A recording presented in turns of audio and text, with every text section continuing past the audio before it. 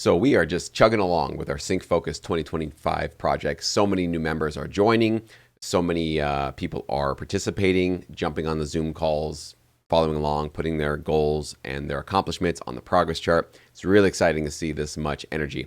However, many of you that are giving Sync a good, serious shot this year, maybe for the second or third time, or maybe just the first time, somewhere in your mind, there's probably this doubt and concern of, there's a lot of people doing this, even with Sync Focus and more broadly in our industry.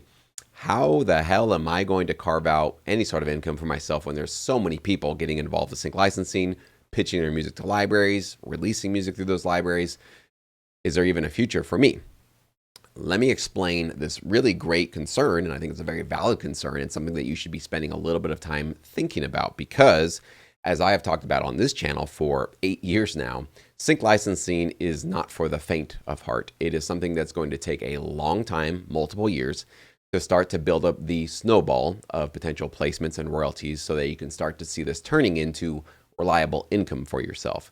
But on the journey to get there, it can feel very, very crowded because especially at the beginning phase of this, there's a lot of producers that get into this industry and get excited about it, especially since we just had a New Year's, and they throw an album or two at a library and then they kind of sit on their hands and wait to see what happens, right? They don't want to commit more. They don't want to consistently and continuously send more music to those libraries until they see the results first.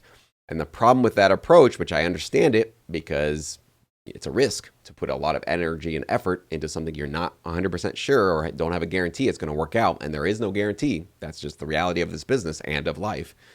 But the problem with that is that when these libraries essentially are putting out music to their clients, put yourself in the shoes of a client that's putting together a reality show, something like that. And I can tell you this has happened in my career. What usually happens is that the client will go searching through the database of a particular catalog. And let's say you have one album, two albums out there, okay? And let's say they love what you put out there. And so they click favorite or heart, or they put a playlist together of the album that you were a part of, or maybe you as a composer or a producer. That certainly happens as well, where they go, they're previewing through dozens, hundreds of tracks. They find that this name always associates with quality, exactly what I want. I just want this name to show up every time I do a search. And they can do that through the source audio search function and many other functions, search engines that they basically use, okay?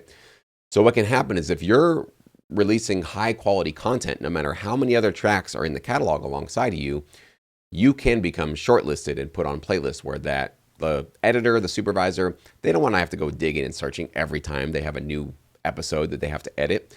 People are lazy. So are editors and supervisors. They're very, very lazy.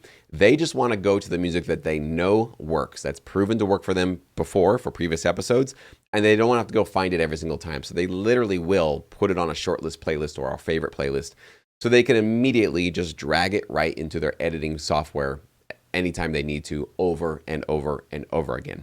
So in my career, now that I have nearly 10,000 placements to my name, that didn't happen because 10,000 different instances of an editor searching for me happened to happen, right? I'm not that lucky.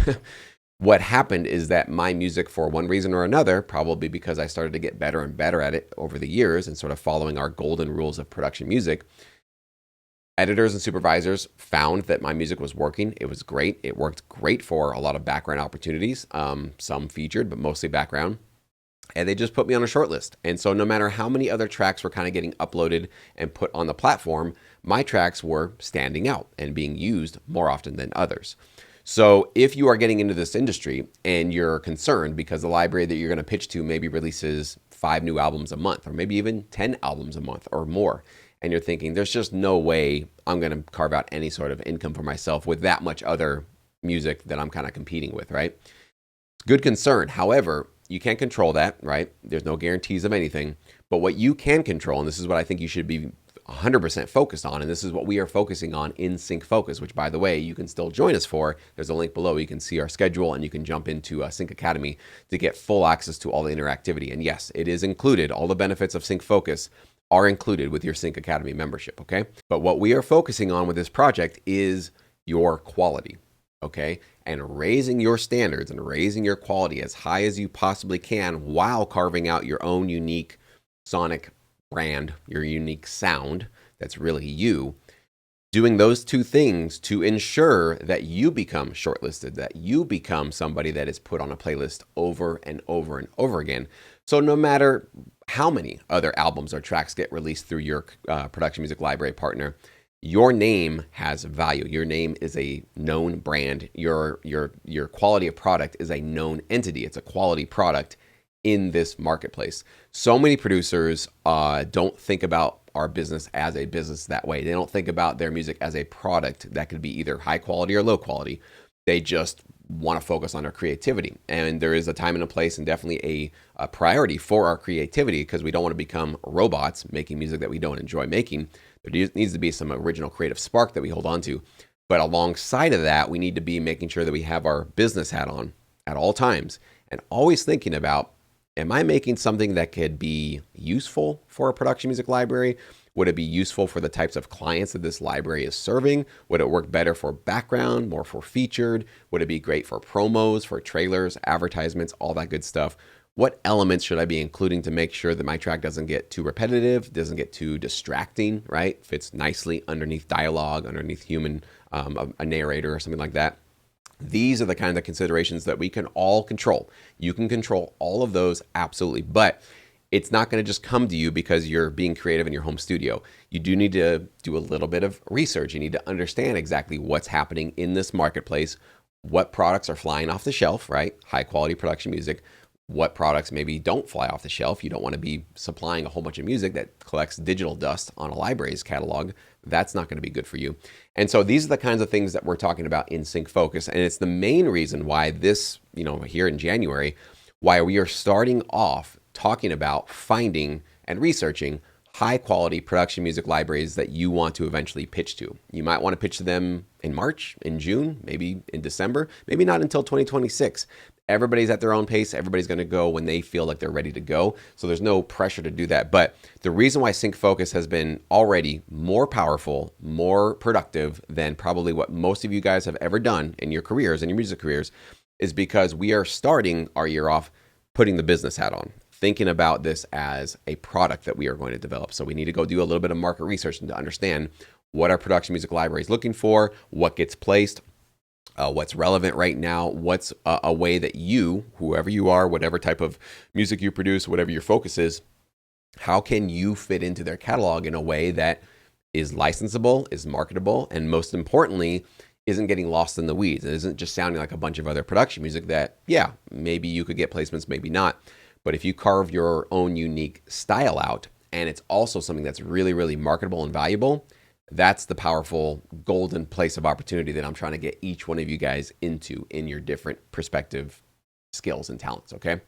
So if you have not joined us yet in Sync Focus 2025, you can join us at any time. All of our previous Zoom calls will be available made for replay. So right now, if you join us, you can log in, you can actually watch that replay of the first Zoom call where I showed you guys how to find production music libraries and also how to evaluate them. Which ones would I personally feel comfortable pitching to? What signs of life, what signs of health am I looking for?